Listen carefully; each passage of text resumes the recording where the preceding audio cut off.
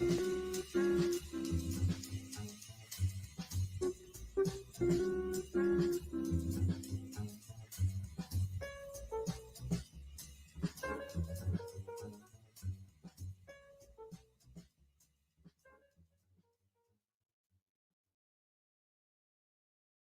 morning, everyone. Welcome to Friday Friends. I'm Deb Burton, founder and creator of RI Elder Info. I really appreciate you guys checking us out on this Friday after Thanksgiving. I hope you had a good one and that you were socially distanced and wore your mask and all those other super important things to keep everybody safe. As you all know, Friday Friends is RI Elder Info's time where we share information and resources that people need to be able to remain in the community for as long as possible. And for the month of November, we have been concentrating on resources for our veterans. Maybe maybe you've seen my other videos this month, but here in Rhode Island, we have over 9,000 World War II veterans. World War II and Korean veterans. We have over 21,000 Vietnam veterans and over 15,000 Gulf War, Operation Iraqi Freedom, Operation New Dawn, Operation Enduring Freedom veterans here in the state. So we have a lot of people who need this information that's being shared. So it's really important that you hit the like button and the share button so that you can share with your friends and family members these resources. One of the questions that has come up is why am I sharing information about World War II and our World War II veterans experience? And right now with this dreadful virus going on, it really is a world war. We are all fighting this virus together. One of the unique things about World War II is the country came together to support the men and women who were serving. And at the time there was food rations, there was paper rationing, clothing rationing. Certain times you had to black out your windows to keep everyone safe. And as a country as a whole, we came together to make that fight to support the men and women who were serving. So I've really tried to concentrate on sharing information about the World War II veterans. And Rhode Island happens to be really lucky because down in Wakefield, we have the World War II Foundation. I encourage everybody to check out the World War II Foundation.org website. Mr. Gray, who is the founder of the World War II Foundation, is an award-winning documentarian. And he has some amazing, amazing footage that discusses, real life experience, the lived experience of the veterans. So I'd like to just share a quick clip. If Ben, you could bring that up, that would be great.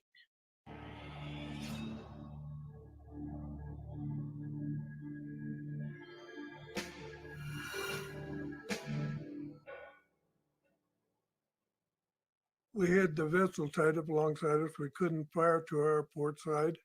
Her bow was to our stern, and they were doing some work on the Arizona. And we couldn't fire toward Ford Island on account of our superstructure.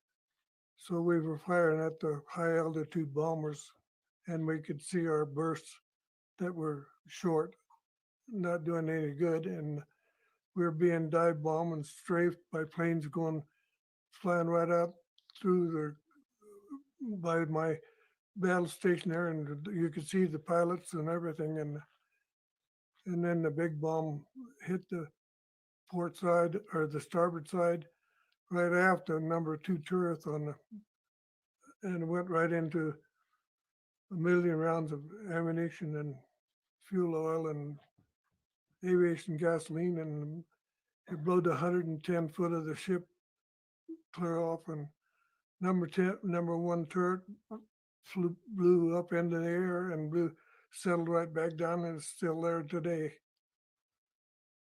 We suffered a terrible loss that day, and especially on my ship, and we had 1,177 men lost that day. And I just don't want history to repeat itself.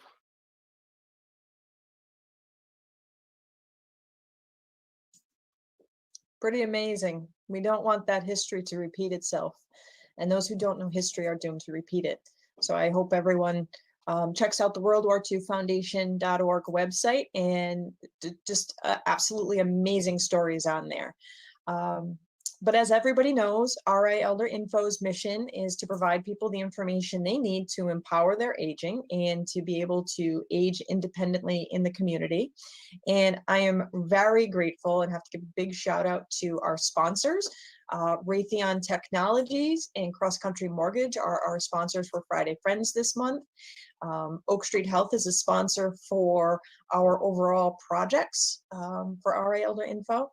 But I have to give a special shout out to Oakley Home Access, who actually facilitated the introduction and the sharing of information for my guests today, Mr. John Greene. John is the Supervisor of Prosthetics at the VA hospital. Hi, John, how are you? I'm good, Deb. Thanks for having me. So thank you. I'm so glad you're able to come. Can you tell everybody what exactly you do? Sure. So a little about me and then a little about what prosthetics does is I am the Supervisor of Prosthetic Representative of the Prosthetics Department at the Providence VA Medical Center. The department itself is made up of 8 employees, which is either a purchasing staff or a prosthetic representative. Purchasing staff purchase prosthetics items that are ordered via a medical consult, and prosthetic representatives facilitate specialty programs. This year, and actually I think this whole meeting here that I'm glad to be a part of is a theme in prosthetics that we are so much more than prosthetic limbs, and that it's a breakthrough to excellence in performance, service, and satisfaction. So I didn't actually just come up with that on my own. The nation each year does a vote within the prosthetic central office and comes up with what our theme is. And last week was actually our prosthetics week. And we did a little bit in the hospital to promote what we do besides prosthetic limbs, because that's typically what people think of when they hear prosthetics. But just want to give you a quick example of some of the stuff, and then I can really dig into the process of obtaining those items and how veterans would go about that. But just to give you an idea, we're involved with durable medical equipment across the board, which includes things like modular ramps on homes to facilitate ingress, egress, stair glides for veterans with mobility issues, and that have stairs that would lead them to medically necessary areas of the home, such as bathrooms, bedrooms, kitchen area, vertical platform lifts, the sort of lift that would go on the home for veterans in power mobility or permanently utilizing wheeled mobility, grab bars to promote safety in the home, particularly in the shower, bathroom areas. We facilitate installations of those, ambulatory aids, canes, crutches, walkers, and wheeled mobility to include manual wheelchairs, custom manual wheelchairs, power mobility, which includes motorized or electric wheelchairs and scooters, eyeglasses, blind aids, assistive technology, diabetic footwear, orthotics, and so much more. So much more than just prosthetic limbs. Examples of some of the specialty programs, and that's what I really was hoping to discuss today, because veterans definitely benefit from these programs, is the amputee clinic. So we do deal with amputees or manage their limbs and whatnot. And the home oxygen program, a lot of people don't know that the VA in Providence actually has an outpatient home oxygen program, but prosthetics does oversee that program. We do service dog benefits, so veterans with ADI, certified dogs are actually able to obtain health benefits for those service dogs. There's a clothing allowance program that's an annual application and qualification, and there's a benefit that they would receive from that. But the 2 major programs I really want to talk about today was the automotive adaptive equipment program and the home improvement, home improvement and structural alterations program. Okay, John, I gotta just say, like, you blew me away with the list of resources that you just recited. I'm usually pretty good about knowing a lot of them, but clothing allowances and oxygen and prosthetics and wow, like you've got a lot going on in your office. Holy cow. I'm so glad to talk to you. So yeah, one of the things I think that, as we age, folks get really nervous about losing their ability to drive. And, sometimes that is secondary to a medical condition. So what are the opportunities for having, to be able to extend your ability to drive? What services could you offer? Sure, sure. So there's not just driving, but also adaptive equipment on the vehicles. There's the Oh, Automotive Adaptive Equipment Program itself is it's actually a VBA program, so it's a benefit. Um, Frequently, when we think VA, we think big VA. We break it down locally here, though, more to VBA and VHA. So V, benefits side of the house. H, healthcare. So healthcare is the hospital, prosthetics, healthcare. B is benefits. So the AAE program you actually have to apply for as a veteran, and it goes through the benefits office. And if you're approved, you're actually granted a vehicle grant, which is, I don't have the number in front of me, but it's about 21,000 some odd dollars. holy cow. Yeah, and it's a one-time grant currently to utilize that money to purchase a vehicle. So typically those vehicles are things like the mobility vans, right? Now the adaptations to those vans are also covered, and that's different from the grant. Once you're approved for the grant, you can use the grant for a vehicle, and then you would attend driver's rehab. So driver's rehab is actually located within Vision 1. We have one located in Brockton. So you get a referral to driver's rehab, and driver's rehab then basically prescribes the equipment that would be modifications of the vehicle. So they can do passenger only prescriptions, which would be things like the actual ramp on the vehicle. So when you look at a van that's handicap accessible, the modification made to it to make it handicap accessible is the ramp, right? So that's a separate cost incurred when you're purchasing that vehicle. So that's covered separate from the grant money. So you would use the 21-something thousand dollars towards the purchase of the vehicle, but the modifications, if they're prescribed, are covered by VA. If you're a driver, so if you still have a driver's license, but you require some sort of adaptive equipment, so things like hand controls, say, if you're a prosthetic limb user or some other disability, and you require the hand controls, you can actually attend the clinic in driver's rehab. They'll train you in how to use them, and depending on what state you live in, so they're located in Massachusetts, so they're able to take some veterans and schedule that, actually take them to the appointment to get licensed and have that equipment certification on their license. So when someone needs that kind of modification, does the modification and the ability to purchase the vehicle, so you're saying those are two completely different things. So is it service connected? Like, say, for example, someone was diabetic and unfortunately had to have a leg amputated due to diabetes, but they're also a veteran. Do you have to be service connected? Do you have to have been injured in the war, served during active time of war, or anything like that to be eligible? Yep. So I can provide the link that goes over that also. Awesome. I try not to get too much into the qualification story because we don't actually process the approval or denial of the grant. It is the VBA's program, but it does list, it is based on particular service connection types. And off the top of my head, I'm thinking it's loss of use of either one or both hands, loss of use of one or both feet, a neurological disease such as our ALS veterans are service connected for ALS, they qualify for it. Actually, a majority of the vans in grant that I see come through Providence are ALS patients or ALS veterans. And I believe there's a few other additional ones, maybe severe burn victim sort of service connection, but it is based on service connection to qualify for the grant. Okay. And so you can, the vehicle is one thing, and then the modifications to the degree, and you said that they write out like basically a prescription, just like you would get for medication. Yep. Yeah, exactly. So once you've got the form itself that approves you, is called a 4502 form. So once you apply to the VBA, if you're approved for the grant, you get a signed 4502. You can take that signed 4502. I call it the golden ticket. Once you've got your golden ticket, you can go to a dealer of your choice. I suggest reaching out to Prosthetics to find the dealers in the area, because it can be difficult to find one if you don't know where to look, because they deal in specific types of vehicles and things. And then you can take that to the dealer. and work with them to identify a vehicle that meets your needs. And as far as the modifications, though, you would get a consult from your primary care physician, would refer you to driver's rehab.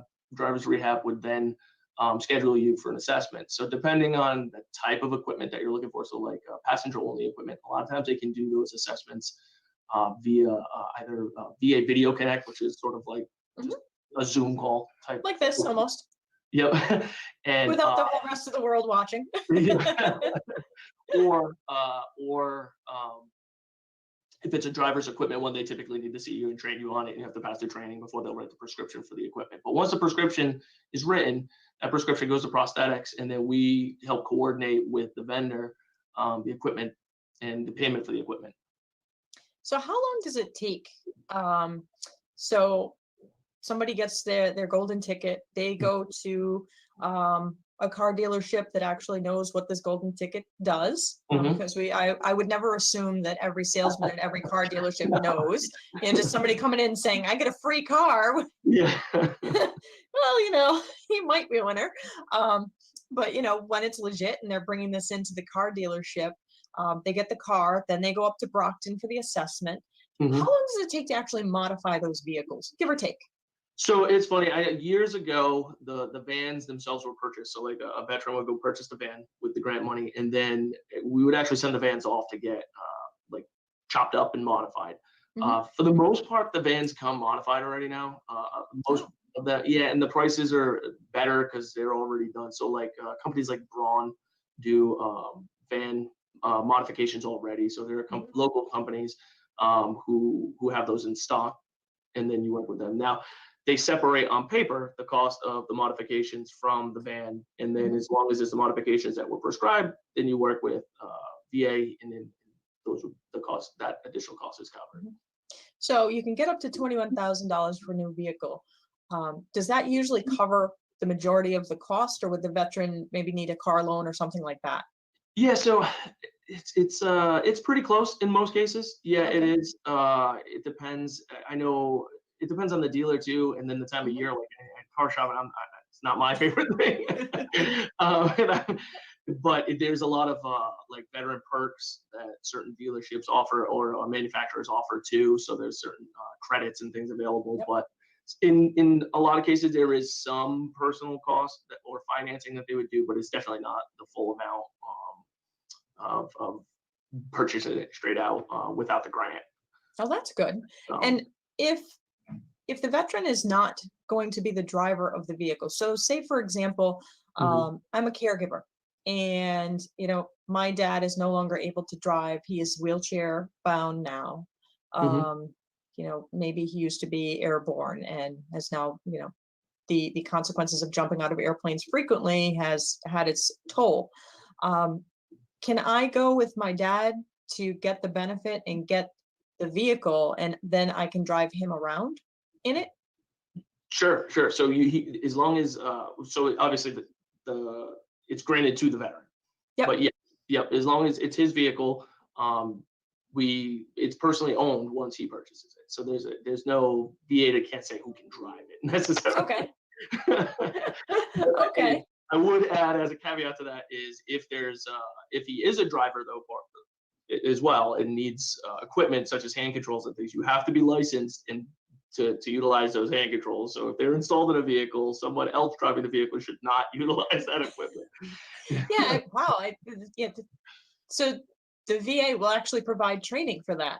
Yeah. The driver's rehab does that. They do a great job up there too. Yeah. The things that I am blessed to not have to consider. A friend of mine had mentioned as like a spinal cord injury kind of thing. Nobody teaches you how to start driving a vehicle. Yep. Like you don't just innately know how to use hand controls. So that's pretty cool. Yep. And one thing, I'm not sure I mentioned it already, was whether or not you are the grant approved, say auto adaptive grant approved, you can still, as a veteran, utilize the referral to driver's rehab for training on equipment. So if you don't qualify and you did need the equipment, but VA was not going to pay for the equipment at that point because you didn't qualify, you still can utilize driver's rehab for the training. Oh, wow. And do you offer even things maybe not necessarily like the whole lift equipment, but I know that sometimes there's pedal extenders or almost like a boost seat, Yep. because sometimes as we age, we get, a little shorter. Yep. Yeah. So there's so if you are a driver, there's six-way seats so that say you could come into the vehicle up the ramp in your power chair and you could transfer into the six-way seat, and then it would swivel around, and then you're in a safer position to drive. There's depending on your amputation type, there's left foot accelerators. There's it all depends on what you're safe with and what driver's rehab is going to prescribe and train you in. That makes sense. Yeah. You don't want to hand somebody a vehicle that doesn't know how to do it and say, here you go, have at it. Drive home from Brockton on 95. Good luck. That's not good for anybody. No. We want to maximize independence and safety. So for all involved, yes. Yeah. Yes. So, one of the other big things that we're seeing right now is, and I can't really say that it's increased some, but it is a pretty standing order that people want to age in place. They want to stay home in their house for as long as possible. And that was pre-COVID. I think the urgency to stay home now has increased since, we're seeing, unfortunately, what COVID is doing, even in the best facilities out there. What are the resources available for folks to be able to make their home living, aging in place successful? Yeah. So there's a couple that I just through prosthetics that I can speak to. There's the adaptive equipment such as that facilitates access. So you got like stair glides, modular ramping. We do grab bar installs to be safe if you're fall risk in the shower. Then there's also if traditional DMEs such as tub benches, transfer benches, things like that are either you have a medical condition that qualifies you, you're a veteran and you're enrolled in VA healthcare. There's a home improvements and structural alterations grant. And what we typically see that utilized for is things such as like roll-in showers, so that you can bathe safely and independently. It can be utilized for a number of projects. They have to be medically necessary, and you have to be a veteran enrolled in VA healthcare in order to apply for it. It has to be a pre-approved project is something worth saying. So if you've already done a project at home and you're interested in like VA reimbursing, if you didn't apply up front and it wasn't medically necessary and you didn't get approved by the VA up front, we can't reimburse for it. So unfortunately, it's not like a retroactive program. It is based on your the medical justification and your service connection. So there's two amounts for the grant. It's either $6,800 that you would qualify for or $2,000. It's a little confusing based on service connection, but typically if you're 50% or more service connected, you qualify for $6,800. If you're non-service connected, you qualify for $2,000. But the simplest way to think about it is if you're non-service connected, non-service connected for, it's very confusing. If the condition that, if you're less than 50% service connected, but the condition that you're service connected for is the reason that you need the modification, that's the way I'm going to put it, then you qualify for $6,800 as well, even though you're less than 50%. Okay. It is really confusing. And so, is there someone that you refer people to help them navigate that? Yep. So the process for the HISA grant is, and it's going to differ slightly depending on what VA facility you receive your healthcare at. There might be listeners who are in the Boston healthcare system as opposed to Providence, where I'm located, but it's going to be similar. Typically, everything would start with your primary care physician. So you got a VA primary care physician, you would call and you request a rehab consult. So here in Providence, that consult would then go to our occupational therapy department. So what they do is they'll do an assessment with you. And you mentioned COVID-19 and sort of how that's affected everyone. One big thing now is that those all used to be assessments where you would have to come in for. Now we're utilizing technologies like VBC, VA Video Connect, and now actually, and it's benefited the home improvement structural alteration assessments because prior to you were actually coming into the hospital to report what your home looked like and the layout. Whereas now we can actually beam right into your home with you and see you in the home. And then so that the occupational therapist does an assessment, documents the medical need, documents the justification, and then they would present the case on your behalf. And typically they can give you an idea up front whether what you're asking for is something that's going to be approved or not. They would enter that consult then, once approved, to prosthetics, and then we would take it from there. So what we do is there's obviously some paperwork requirements that's involved. We send the packet to you. We call you. We walk you through it. We kind of back and forth. It is a grant that once you're approved for, the burden falls on the veteran or their caregiver and who's helping them to find a vendor who's going to do the modification. Do you have a vendor list? So we can provide a vendor list if requested. We don't necessarily promote one vendor over another, but what we do say is here's some vendors who other veterans have had success with in these types of projects. And then the veteran can call them and set up an assessment and whatnot. And then they will quote the job. The quotes come back with a completed packet, and we walk you through it from there. Awesome. And, for anybody watching, I want to say that anytime you're having any work done on your house, make sure that the person doing the work is a registered contractor. You can go right on the Rhode Island Contractors Board and verify that they are registered. And you should also ask for a copy of their insurance. It is, for a contractor, it is incredibly easy to get a copy of your insurance and have it sent directly to a customer. So anybody who is hiccuping, who's saying they're going to come in and renovate your bathroom, and you're saying, great, I really like you, you're really personable, yeah, I want you to do the work, check anyway and tell them that you want a copy of the insurance. It shouldn't be even a bat of an eyelash. It's literally that easy to get. And better safe than sorry, because I think what you don't want to have happen, I know what you don't want to have happen, is to have some Yahoo come in and, all of a sudden, they had no idea what 16 on center meant, or studs, or, don't put a grab bar into sheetrock kind of thing. And now you are in a world of hurt, sometimes literally. So always check that out. So with I think you mentioned HISA, a HISA grant. What does HISA stand for? HISA stands for Home Improvements and Structural Alterations. So if a bathroom door is not wide enough for the wheelchair to come into, it is that kind of thing that the HISA grant can help with? Yep, that's one example, perfect example, actually. And typically, it's that money amount that you qualify for. So obviously, if every door in the home had to be widened, it might not cover it, depending on how much you're approved for. So what we try to do as well is spell out the medically necessary areas first to kind of cover that. So bathroom, bedroom, kitchen, entryway to the home.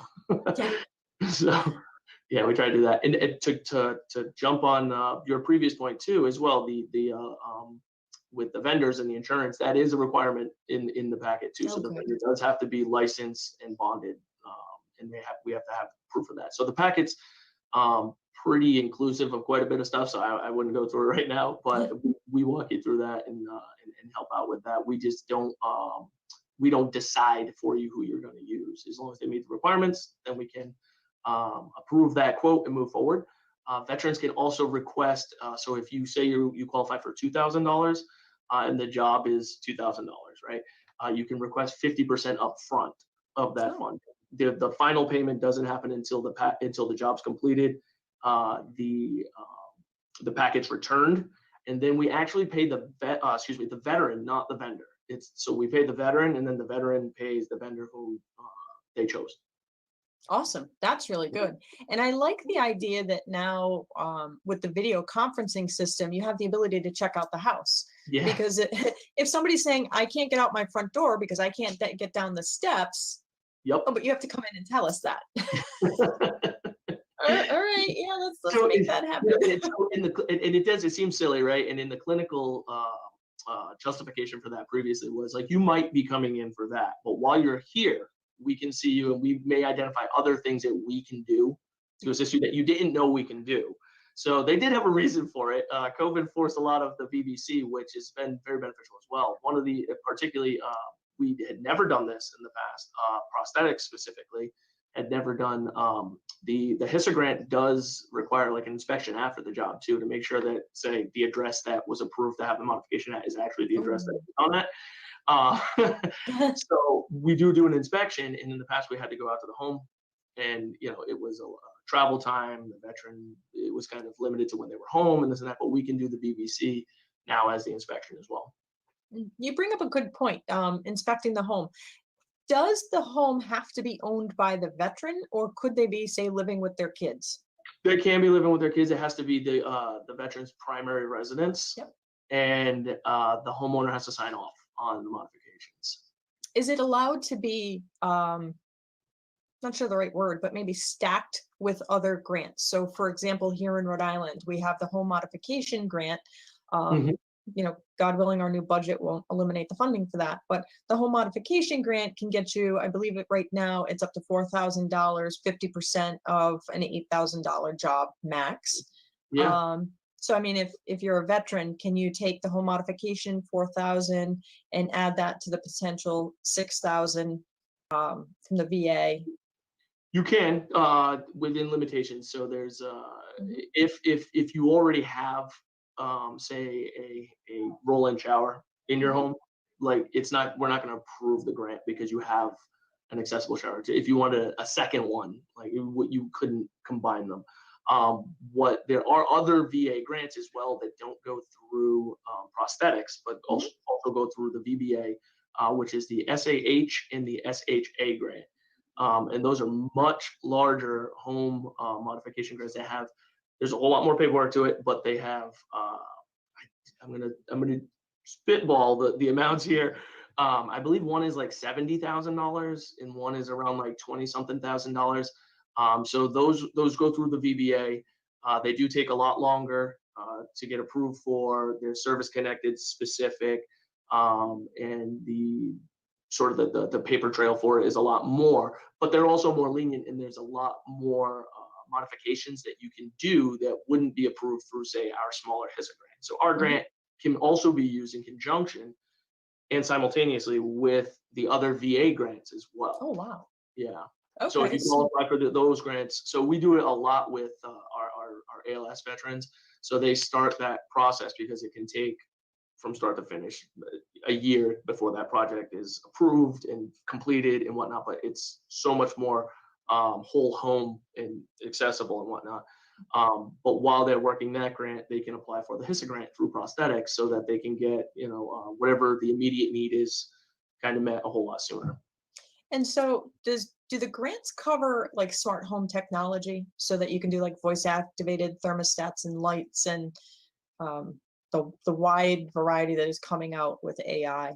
Yeah, so I couldn't speak to the VBA's grants on what it covers. I know it covers a whole, I've seen some or heard of some things that were pretty cool that they did. But as far as like environmental control units, so smart technology is kind of replacing a whole lot of what we used to consider, we called or still call ECUs.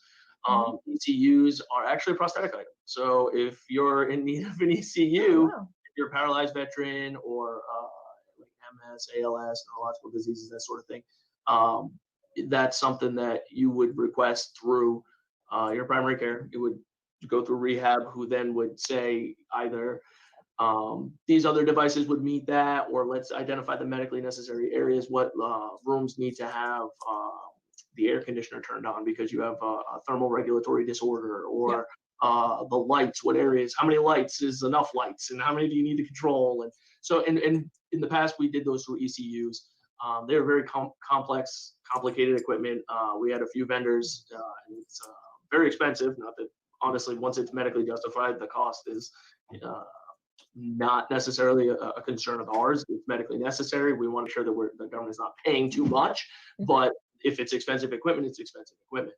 But a lot of smart technology is replacing that. So a lot of like even Alexas and Amazon things, some of those are being trialed to replace that sort of thing. So and we do see some of that stuff issued through like our blind rehab. Line Rehabs does assistive technology. So we're seeing some of that smart tech prescribed and medically justified, and then we purchase that and have it set up. Wow, like that's amazing, the quantity of resources that are available. And, in my opinion, whatever a veteran needs. I mean, they signed on the dotted line to potentially die for me. And, if that's what it takes, then let's get it done. Does it count if, and I don't know necessarily the service connectedness, although I have seen sometimes it is considered service connectedness, for resources for individuals with dementia? Oh, that's a good question. No, so as far as from a prosthetic standpoint, is like to qualify for prosthetic services or items that we purchase, only in the specialty programs, such as HISA, does service connection really come into to play. If you qualify for VA healthcare, you're enrolled in VA healthcare. Prosthetics items that are ordered for you, like there's no copay for prosthetics items. Okay. If it's medically justified and it's something that we can provide, because on occasion there's items that seem like we would be able to provide them, but there's some explicit regulation that says we cannot provide that. As long as we can provide it, then it's not necessarily service connection. It is. So if it was some sort of device dementia related, right? Like you were treating the dementia or in some way, or as part of the patient's plan of care related, then that would be what we call the like provisional diagnosis. So that's part of the justification to provide the item. Okay, so like sometimes in individual, I mean, dementia is a symptom, and there's something causing that symptom. So it's not always Alzheimer's. It could be a traumatic brain injury. Sometimes people need, particularly in the bathroom in regards to a toilet, high contrast. Folks maybe don't realize that it can be very hard visually if your bathroom wall is white and your toilet is white and the floor is white and the tub is white.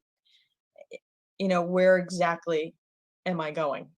Yeah. So, and that would be, a problem that occurs with individuals with dementia. And if you have a TBI, or perhaps you've had a stroke due to high blood pressure because of exposure to, say, Agent Orange, or things like that, is that the kind of modifications too that could be done? So I would say I have not seen that as a requested modification. There is a regulation for the HISA grant on and they give examples of, but obviously not everything is spelled out. If it's medically justified and it's something that the veteran wants to pursue, I would encourage them to request that assessment for the grant to then be presented. And if it's denied, then there's a process for that too, or there's a reasoning that would be explained and shown through a regulation. But typically,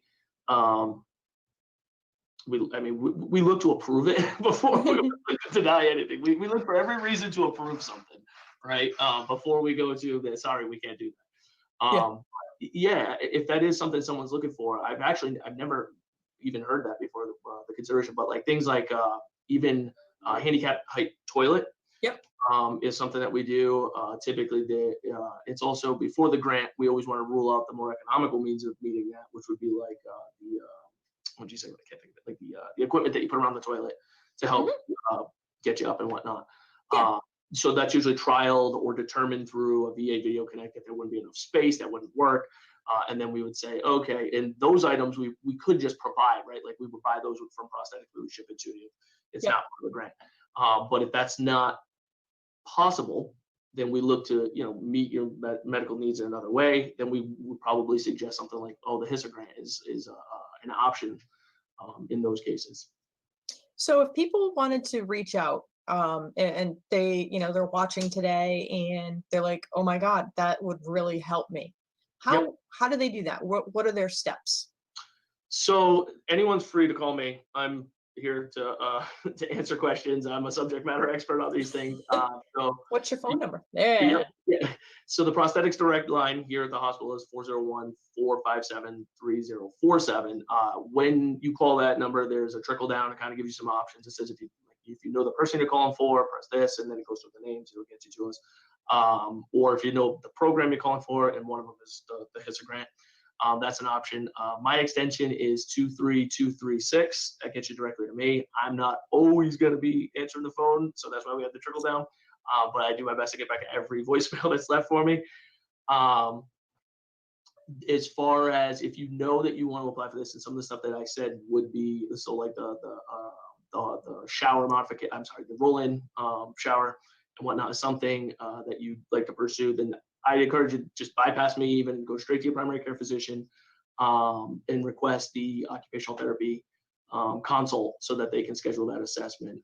The best way to do that is you call the main number, the 401-273-7100, and then talk to someone at the TAP line, which is extension 13336.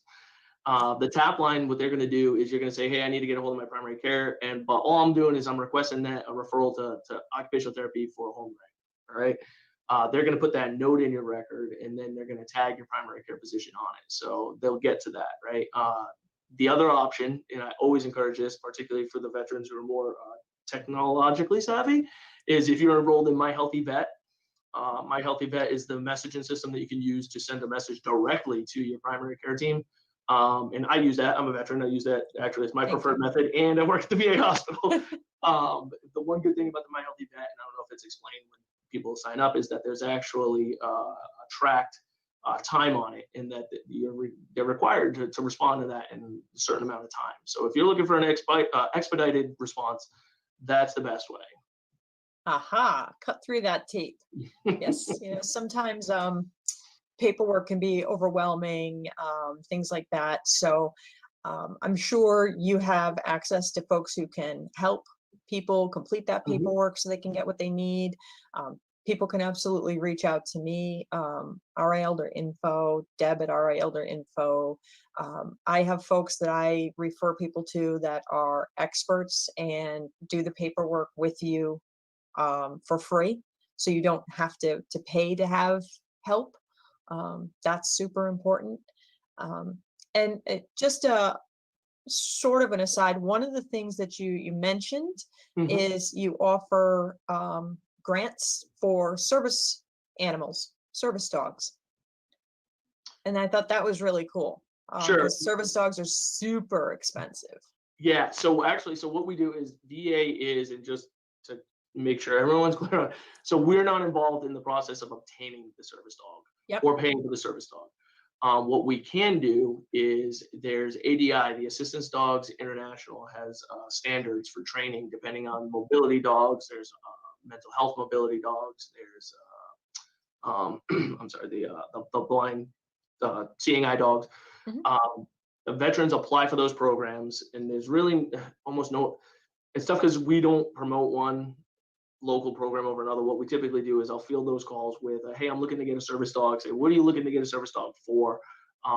Ensure that it's an actual service dog and not like a therapy dog. And then I'll guide them to those websites that they can use to search on those websites. ADI, I think it's ADI Assistance Dogs International, maybe .org. I don't remember right off the top of my head. But you can go there, you can use the search, and it'll give you a list of all the local trainers who have ADI certifications.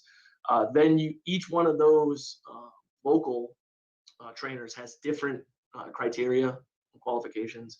One of the big ones is NEEDS and EADS. They're great. Those guys do amazing work. We've had them into the hospital to do in-services and talk about the programs. They're one of the first ones that actually had like an ADI accreditation for like PTSD dogs as well. So once you're approved for one of those programs, though, is when you want to come talk to the VA and then say, I'm approved for the program through this NEEDS, organization.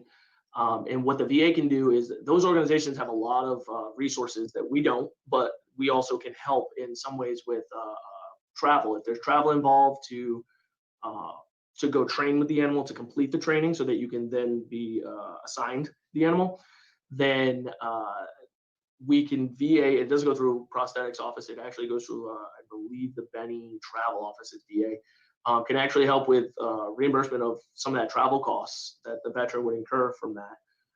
And then once the dog has been assigned and you have it and it's just, you two are a team, then you come back to VA, and through prosthetics, you can pursue an insurance benefit. So it's the current vendor that holds the national contract for the insurance benefit is Trupanion.